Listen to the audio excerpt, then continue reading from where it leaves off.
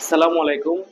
আজকে তোমাদের পদার্থবিজ্ঞান প্রথম পত্র নিউটনিয়ান বলবিদ্যা যে অধ্যায়টা আছে, মূলত ওই অধ্যায়টা নিয়ে হাজির হয়েছি। আর এই অধ্যায়টা হচ্ছে আমাদের ফিজিক্সের ইম্পর্টেন্ট চ্যাপ্টার গুলোর মধ্যে একটা। তো বেশি কথা না বাড়িয়ে চলো জাস্ট যদি অধ্যায়টা শুরু করি, তাহলে প্রথমে বলা যায় যে আমাদের এই অধ্যায়টার সবচেয়ে ইম্পর্টেন্ট যে টপিকটা আমাদের শুরুতে যে জানা লাগবে ওইটা হচ্ছে বল বা ফোর্স।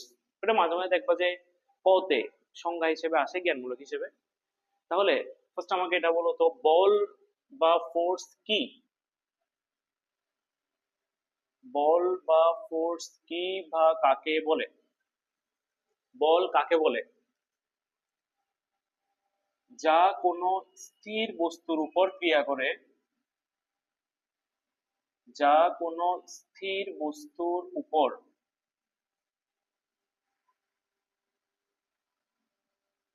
ক্রিয়া করে তাকে গতিশীল করে বা করতে চাই,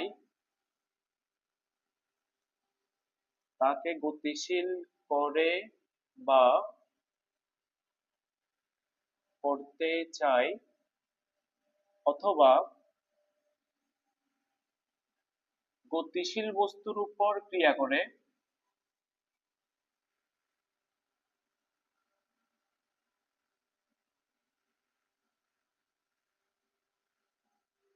গতির অবস্থার পরিবর্তন করে বা করতে চাই,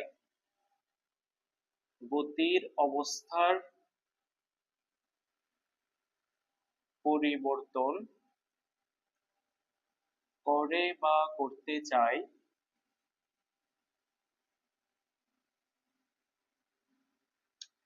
তাকে বল বলে।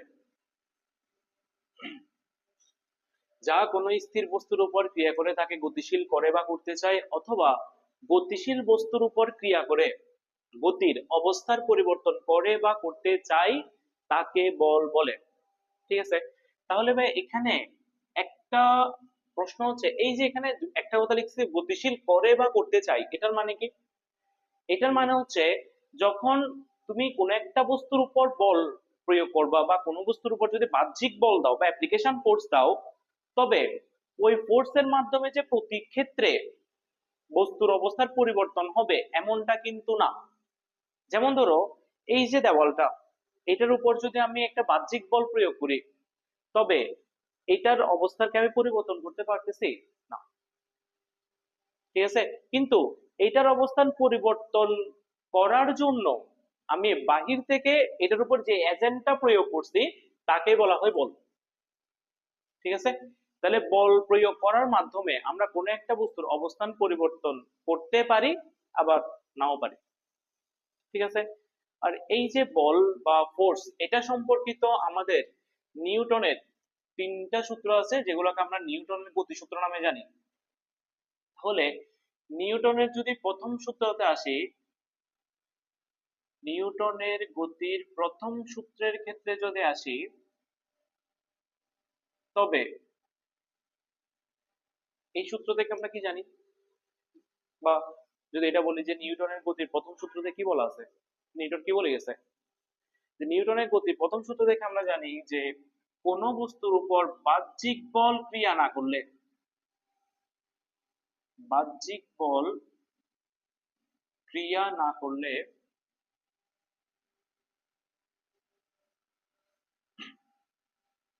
স্থির বস্তু স্থির থাকবে,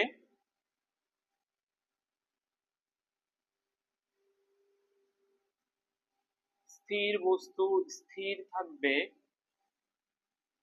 অথবা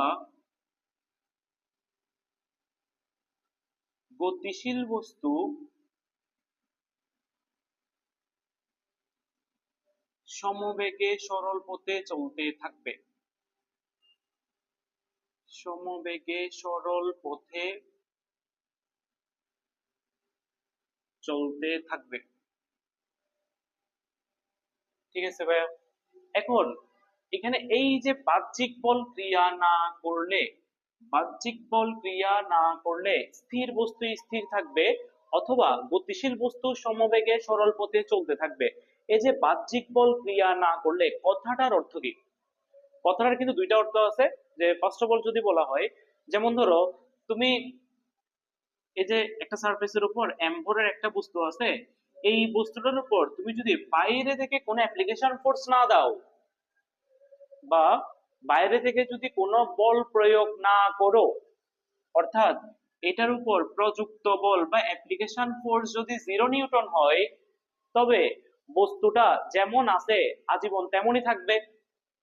আবার যদি এমনটা হয় যে তুমি বস্তুটার উপর উভয় দিক থেকে বস্তুটার উপর উভয় দিক থেকে একই পরিমাণ ফোর্স যদি প্রয়োগ করো, তাও কি বস্তুটা স্থির থাকবে না? কেন? কারণ হচ্ছে আমরা জানি বল একটা ভেক্টর রাশি যার মানও আছে দিকও আছে। যেহেতু দুইটা বলের মান সমান কিন্তু দিক বিপরীত, তার ফলে ওদের যে নিট ফোর্স বা বলের যে যোগফলটা আমরা পাবো ওইটা 0 হবে না। বুঝা গেছে? তাহলে এই যে বাহ্যিক বল ক্রিয়া না করলে, এই কথাটা দুইটা অর্থ। একটা হচ্ছে আমাদের প্রযুক্ত বল শূন্য হবে, অথবা বস্তুর উপর প্রযুক্ত নিট ফোর্স অথবা লব্ধি বল অথবা কার্যকর বল শূন্য হবে। ঠিক আছে? এবার যদি নিউটনের দ্বিতীয় সূত্রের ক্ষেত্রে আসি, তবে নিউটনের দ্বিতীয় সূত্র থেকে জানতে পারি যে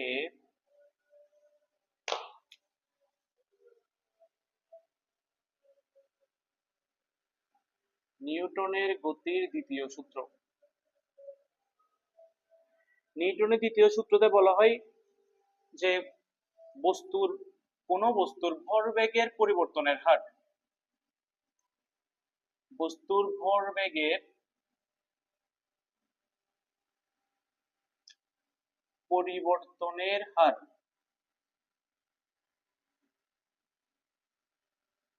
তার উপর প্রযুক্ত বলের সমানুপাতিক, তার উপর প্রযুক্ত বলের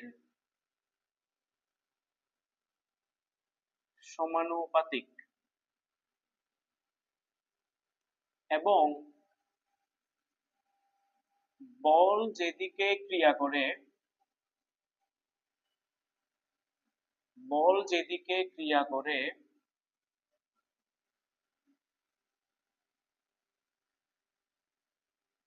বস্তুর ভরবেগের পরিবর্তনও সেদিকে ঘটে।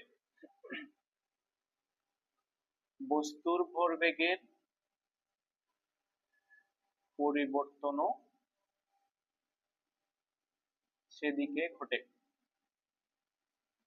তাহলে নিউটনের দ্বিতীয় সূত্র থেকে আমরা পাই যে বস্তুর ভরবেগের পরিবর্তনের হার তার উপর প্রযুক্ত বলের সমানুপাতিক এবং বল যেদিকে ক্রিয়া করে বস্তুর ভরবেগের পরিবর্তন সেদিকে ঘটে।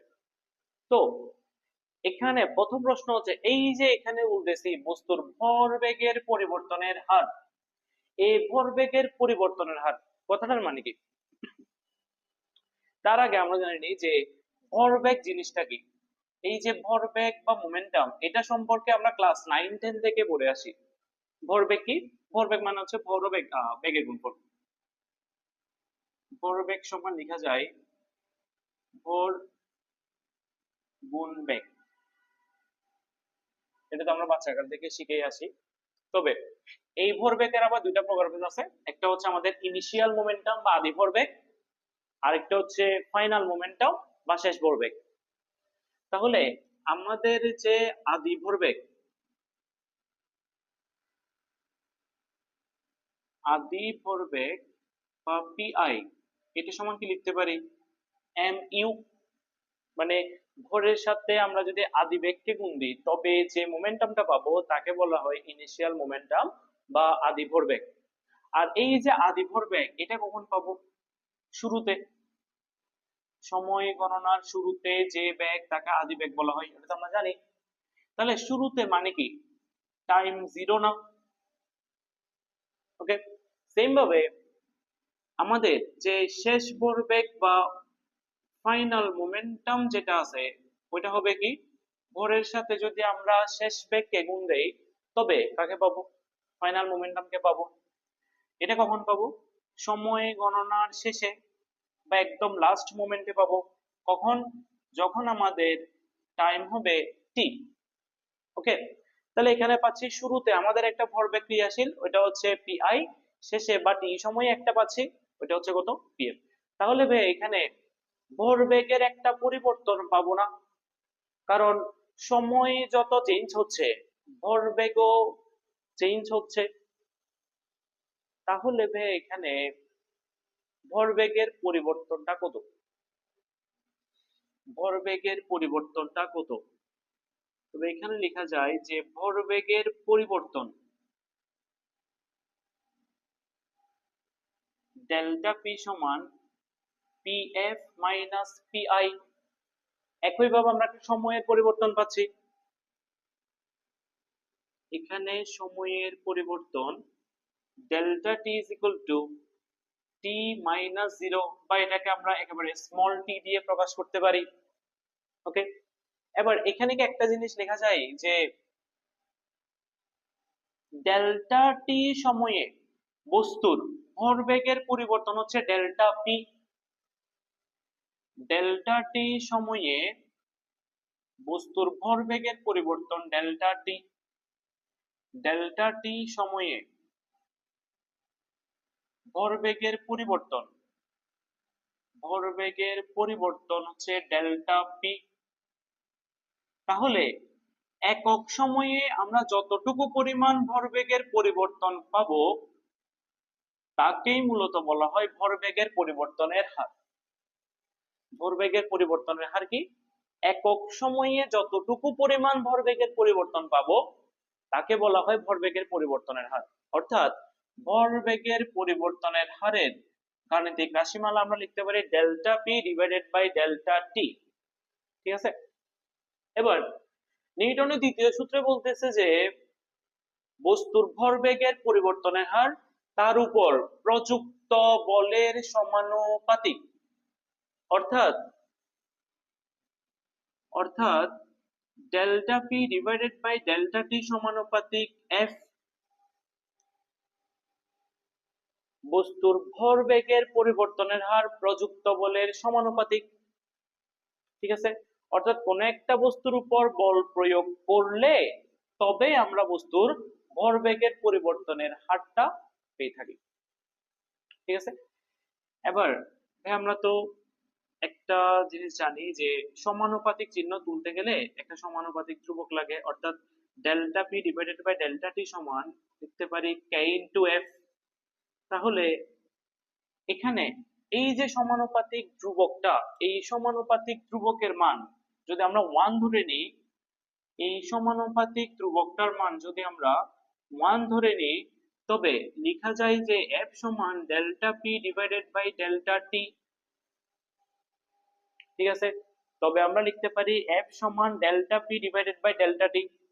অর্থাৎ এই যে উপরে ডেল্টা পি এটা দ্বারা কি বোঝায়, আমাদের মোট ভরবেগ, আর নিচে যে ডেল্টা টি এটা দ্বারা কি বোঝায়, মোট সময়।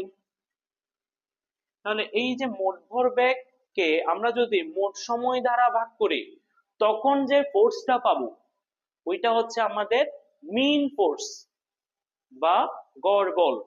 তাহলে এই যে এখান থেকে যে আমাদের এফটা পাচ্ছি এটা কোনটা, এফএম বা মিন ফোর্স বা গড় বল বা এভারেজ ফোর্স যেটাই বলি না কেন ওইটা ইজ ইকুয়াল টু কত, মোট ভরবেগ ডিভাইডেড বাই মোট সময়। ঠিক আছে, কিন্তু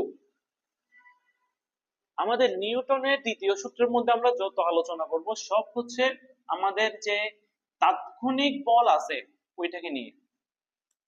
তাহলে ভাই তাৎক্ষণিক বলটা কি, আমরা জানি তাৎক্ষণিক মানে হচ্ছে হঠাৎ যে কোনো একটা নির্দিষ্ট মুহূর্তে যে টার্মটা কাজ করে তাকে আমরা তাৎক্ষণিক বলে থাকি।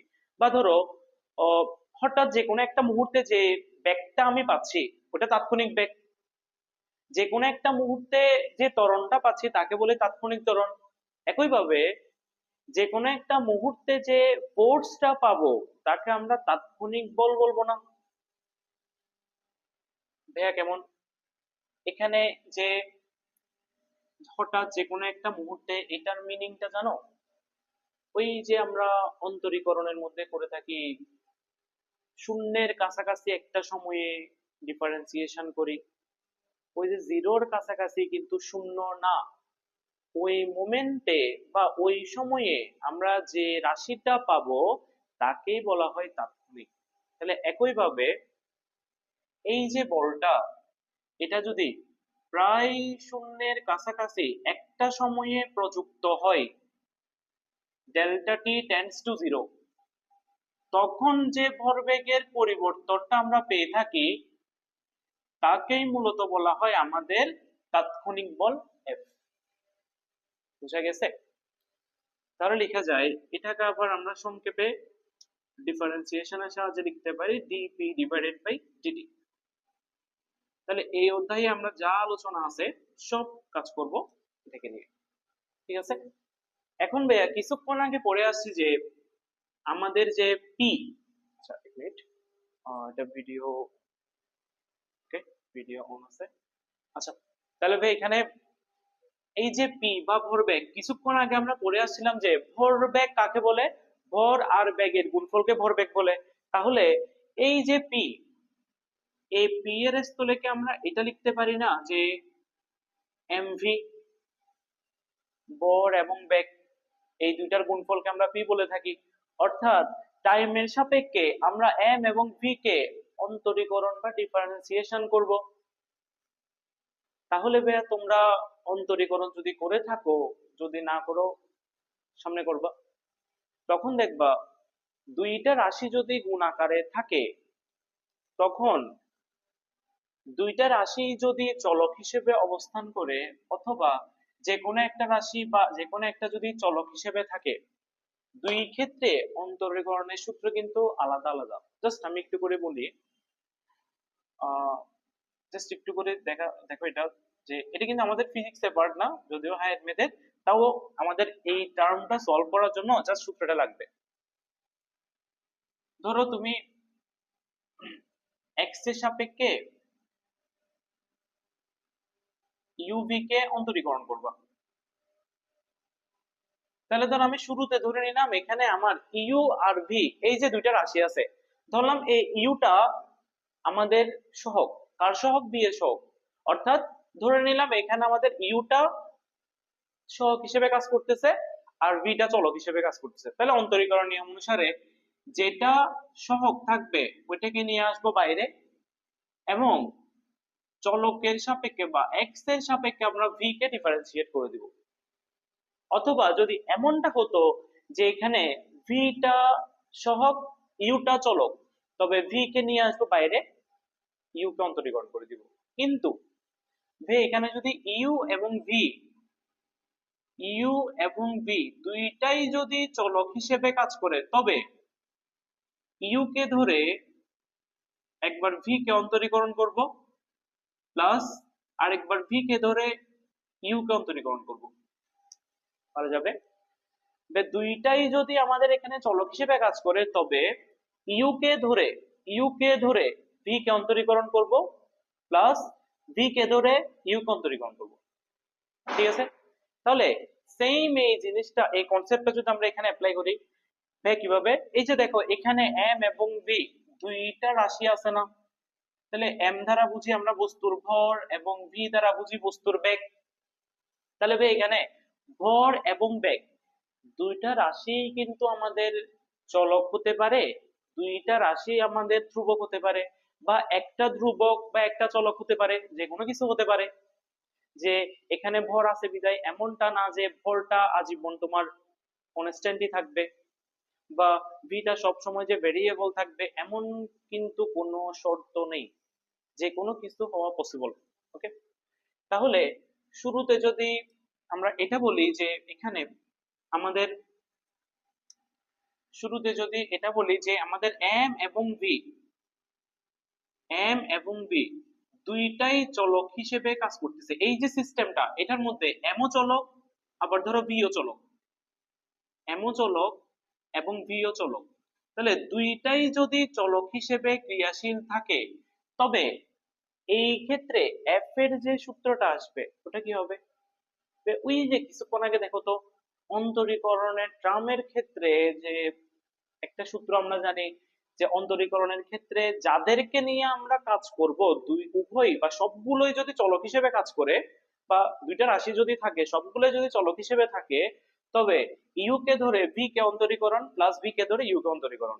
তাহলে একইভাবে যেহেতু প্রথমে বলতেছি যে এম এবং বি দুইটাই চলক হিসেবে কাজ করতেছে, ভাই কিভাবে দুইটা চলক হিসেবে কাজ করতে পারে ওইটা হচ্ছে যে নেক্সট যখন আমি তোমাদের ধরো ওই ম্যাথ সলভ করাবো তখন, যখন এই প্রত্যেকটা টাইপ নিয়ে ম্যাথ নিয়ে আসবো তখন দেখবা এই টপিকটা মানে ওই যে কোয়েশ্চেনটা কিভাবে দুইটা চলক হিসেবে বা দুইটা ধ্রুবক হিসেবে কাজ করতেছে ওই টপিকটা ক্লিয়ার হবে। ওকে, জাস্ট আপাতত এটা দেখে রাখো যে এম এবং ভি দুইটাই কি হিসেবে নিচ্ছি, চলক হিসেবে। ওকে, তাহলে আমাদের সূত্র অনুসারে ইউ কে ধরে ভি কে অন্তরীকরণ, অর্থাৎ তখন লিখতে পারি এই যে ইউ কে ধরে ভি কে অন্তরীকরণ প্লাস ভি কে ধরে ইউ কে অন্তরীকরণ, অর্থাৎ v into d m divided by DT.